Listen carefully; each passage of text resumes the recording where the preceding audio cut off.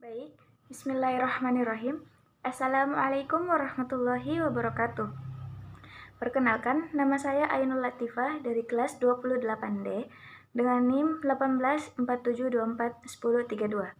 Di sini, kita akan membahas tentang keterampilan proses dalam IPA, yang dimana keterampilan proses dalam IPA terbagi menjadi dua, yaitu keterampilan proses dasar dan keterampilan proses terpadu. Pertama, kita akan membahas tentang keterampilan proses dasar. Keterampilan proses dasar terdiri dari 8. Yang pertama, menghormati. Yang kedua, mengukur. Yang ketiga, mengklasifikasi. Yang keempat, mengkomunikasikan. Yang kelima, menginferensi. Yang keenam, memprediksi. Yang ketujuh, mengenal hubungan ruang dan waktu. Yang kedelapan, mengenal hubungan angka. Keterampilan proses terpadu dalam IPA yaitu yang pertama, keterampilan memformulasikan hipotesis. Yang kedua, menamai variabel. Yang ketiga, membuat definisi operasional. Yang keempat, melakukan eksperimen dan menginterpretasi data. Kemudian kita beralih ke kelebihan dan kekurangan. Kelebihannya yang pertama yaitu merangsang ingin tahu siswa dan mengembangkan sikap ilmiah. Yang kedua yaitu pemahaman siswa lebih mantap.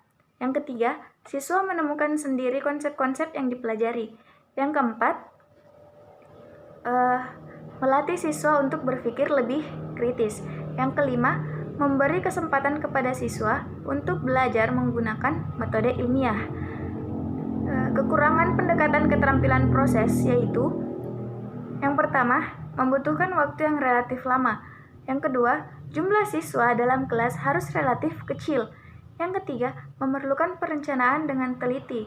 Yang keempat, tidak menjamin sikap siswa akan dapat mencapai tujuan sesuai dengan tujuan pembelajaran. Yang kelima, sulit membuat siswa relatif aktif secara meronta selama proses berlangsungnya pembelajaran. Kemudian, interpretasi data. Hipotesis biasanya dibuat pada suatu perencanaan pendidikan yang merupakan pekerjaan tentang pengaruh yang akan terjadi. Hipotesis juga dapat dikatakan sebagai jawaban. Hipotesis juga dapat dikatakan sebagai jawaban sementara terhadap rumusan masalah.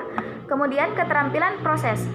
Keterampilan proses juga terdiri dari dua. Yang pertama yaitu keterampilan proses dasar dan keterampilan proses terintegrasi. Yang pertama, keterampilan proses dasar. Keterampilan proses dasar terbagi menjadi 7, yaitu yang pertama, mengamati. Yang kedua yaitu mengklasifikasi.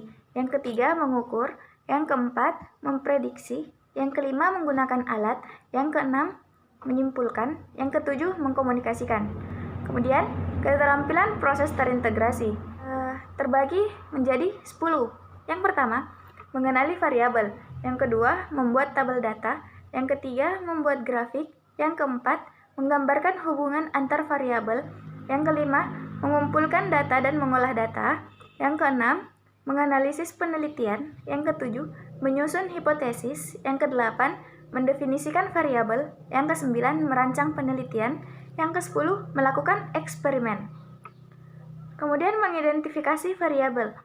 Variabel adalah satuan besaran kualitatif atau kuantitatif yang dapat bervariasi atau berubah pada situasi tertentu. Kemudian macam-macam variabel, yaitu yang pertama, variabel manipulasi. Yang kedua, variabel respon, dan yang ketiga variabel kontrol. Kemudian definisi variabel secara operasional. Definisi operasional suatu variabel adalah definisi yang menguraikan bagaimana mengukur suatu variabel. Definisi ini harus menyatakan tindakan apa yang akan dilakukan dan pengamatan apa yang akan dicatat dari suatu eksperimen. Nah, yang terakhir yaitu eksperimen.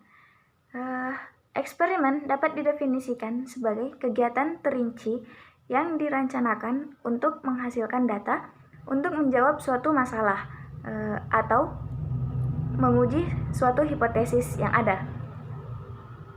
Nah, kemudian kita beralih ke materi selanjutnya, yaitu keterampilan proses dalam pembelajaran IPA di SD. Apa itu keterampilan proses dan apa tujuannya? Nah, pertama, pendekatan keterampilan proses diartikan siswa sebagai pendekatan dalam proses pembelajaran, dalam proses pendekatan yang menitik beratkan pada aktivitas dan kreativitas siswa untuk mengembangkan kemampuan fisik dan mental yang sudah dimiliki ke tingkat yang tinggi. Nah, mengapa harus keterampilan proses? Nah, alasannya yang pertama karena perkembangan ilmu, pengetahuan, dan teknologi berlangsung semakin cepat. Nah, yang kedua, dapat menentukan sendiri konsep-konsep dari berbagai sumber belajar melalui latihan-latihan yang berkualitas dan terencana. Yang ketiga, siswa pada pendidikan dasar akan dengan mudah memahami konsep-konsep yang abstrak dan rumit. Nah, yang keempat, pemahaman siswa dapat melalui keterampilan proses akan lebih bermakna. Nah, kemudian prinsip pendekatan keterampilan proses. Prinsip pendekatan keterampilan proses terbagi menjadi dua, yaitu yang pertama, percepatan perubahan ilmu, pengetahuan, dan teknologi. Yang kedua, pengalaman intelektual, emosional, dan fisik dibutuhkan agar didapatkan hasil belajar yang optimal. Nah, kemudian langkah-langkah pendekatan keterampilan proses. Langkah-langkahnya ada 7. Yang pertama, siswa menghadapi masalah. Yang kedua, siswa merumuskan masalah. Yang ketiga, siswa merumuskan hipotesis. Yang keempat, siswa mengumpulkan dan mengolah data atau informasi dengan teknik dan prosedur tertentu. Nah, yang kelima, siswa menguji hipotesis berdasarkan data. Yang keenam, menarik kesimpulan berdasarkan pengujian hipotesis. Yang ketujuh, siswa menerapkan hasil pemecahan masalah pada situasi baru. Kemudian, bentuk-bentuk penilaian keterampilan proses. Bentuk-bentuk penilaian keterampilan proses ada 6. Yang pertama, tes tertulis. Yang kedua, tes pembuatan. Yang ketiga, pemberian tugas. Yang keempat, penilaian objek. Yang kelima, penilaian sikap. Yang keenam, penilaian portofolio. Dan kemudian materi selanjutnya yaitu jenis-jenis keterampilan dalam keterampilan proses. Nah, ada berbagai keterampilan dalam keterampilan proses. Keterampilan-keterampilan tersebut terdiri dari keterampilan dasar atau basic skills dan keterampilan terintegrasi atau integrated skill. Dimyati pada tahun 1994 membagi keterampilan dasar terdiri dari 6 keterampilan, yaitu yang pertama, mengobservasi, yang kedua, mengklasifikasi, yang ketiga, memprediksi, yang keempat, mengukur, yang kelima, mengumpulkan, yang keenam, mengkomunikasikan. Sedangkan keterampilan terintegrasi terdiri dari 9. Yang pertama, mengidentifikasi variabel. Yang kedua, membuat totalitas data. Yang ketiga, menyajikan dalam bentuk grafik. Yang keempat, menggambarkan hubungan antar variabel. Yang kelima, menganalisa penelitian. Yang keenam, menyusun hipotesis. Yang ketujuh, mendefinisikan variabel secara operasional. Yang kedelapan, merancang penelitian. Yang kesembilan, melaksanakan eksperimen. Nah, kemudian sejumlah keterampilan proses yang ditemukan oleh Funk dalam Dimyati 1994, kurikulum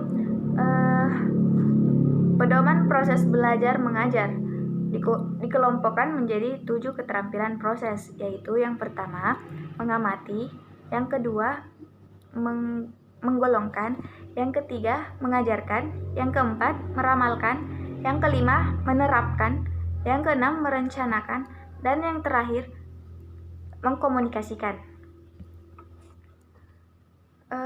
Kemudian